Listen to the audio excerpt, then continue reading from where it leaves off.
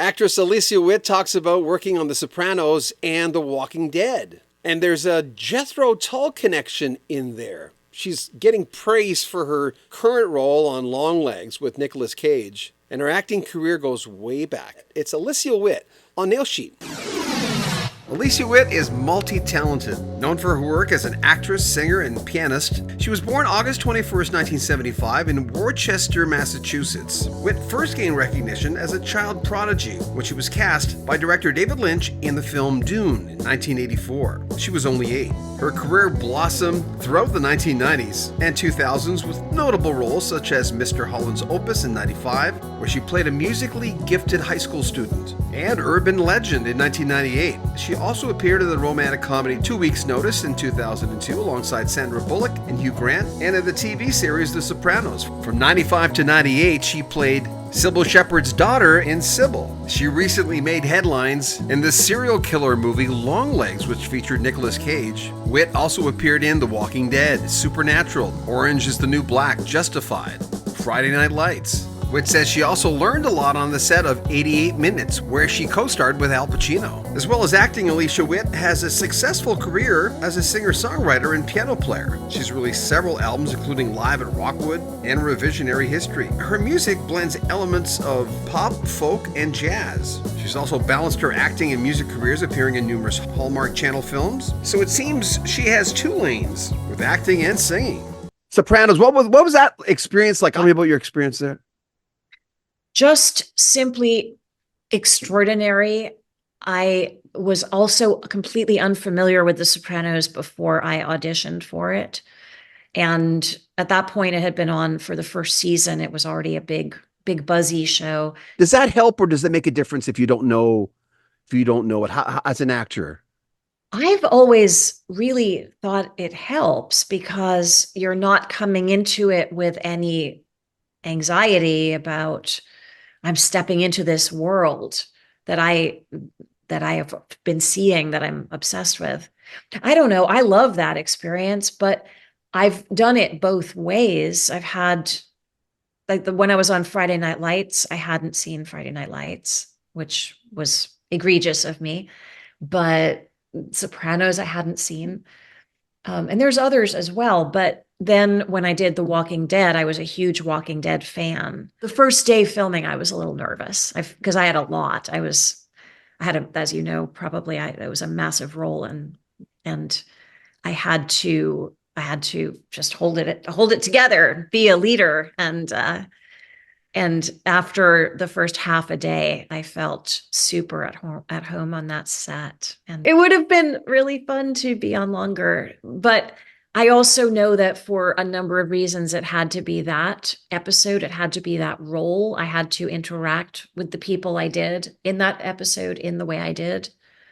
It was all very divine the way it worked out. But I had been told by Scott Gimple, the showrunner, that he was actually thinking I wasn't going to be right for this particular role. He was thinking of me for a bigger role in further seasons.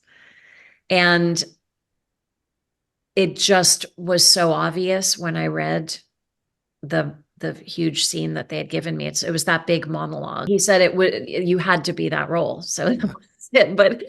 But it actually wasn't his intention originally. I was being considered for something down the road. The first time I interviewed Ian Anderson of Jethro Tull, someone 5 minutes before I was going to talk to him said, "Oh, by the way, Andrew Lincoln's the son-in-law." I went, "No, what? Andrew Lincoln's Jethro?" Yeah. Oh, that's random and wild. Really random. And I almost didn't know what to do with it. I've talked to him like 10 times since, but he's just very serious, very British, very serious. And Ian Anderson. And he openly talks about it. Small changes. Tell me about the impetus to put that book together. You know, all these years I've been traveling around for my work, various work. I find myself organically having conversations with people about what I'm eating and what I'm doing and how I keep my energy up and how I seem, I guess, grounded and present, even though my life is so, it's not only busy as many people's lives are, but it's also my brain is going in a million directions at once. There's so many balls up in the air. Like if I were to tell you everything I've done so far this morning, I can barely remember it all. Really? Yeah. So but there's a few basic practices. Before I did all the things I've done so far this morning, I did my 20-minute yoga flow with meditation, and that helps so much. And that's a very small thing. You can find 20 minutes in your day, for example, to do that. And that's going to give you that peace and that groundedness to be off to the races, but not feel like you're out of your body during all of it, because then you're not effective to anybody or yourself. Same goes with what I eat, what I don't eat, the choices I make in terms of my grocery shopping. Mm-hmm. My fridge is filled with healthy things that I also crave. So I'm not reaching for a bag of potato chips when I have 15 minutes to eat.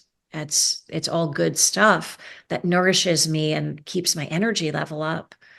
And I'm constantly learning too. In the 2.5 years since Small Changes has come out, there's a whole bunch more that I've become aware of and more experiences I've had. So it's constantly shifting. One big change I've made in those years is that I'm no longer a drinker of alcohol, but I've discovered all of these healthy, not just non-alcoholic, but also potions and non-alcoholic beverages that are good for you, that are filled with adaptogenic mushrooms. And there's one I've been drinking recently that has Palo Santo in it, Palo Santo extract. And that's such a powerful wood for burning, of course, with the energy of it. But I love sipping on it too.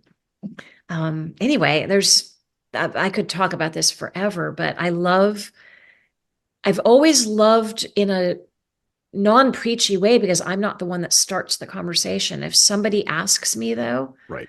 someone's at my house or out on set with me and they notice what I'm eating for lunch versus what they're eating for lunch, it's not because I'm special. It's just because I've got these policies that I stick to. So when my life is unpredictable, I know, for example, I need to have an avocado. Let's have an avocado on set. That's so easy. Remember, if you want to donate to the channel, there's a PayPal link at the very top of the description of this video and all our videos. Also, join our Patreon. You'll get early access to our videos. And we have a swag store where you can get a lot of different clothing with our logo on it. Subscribe to our channel, share our videos, comment on them, and like them as well. I'm John Bowden.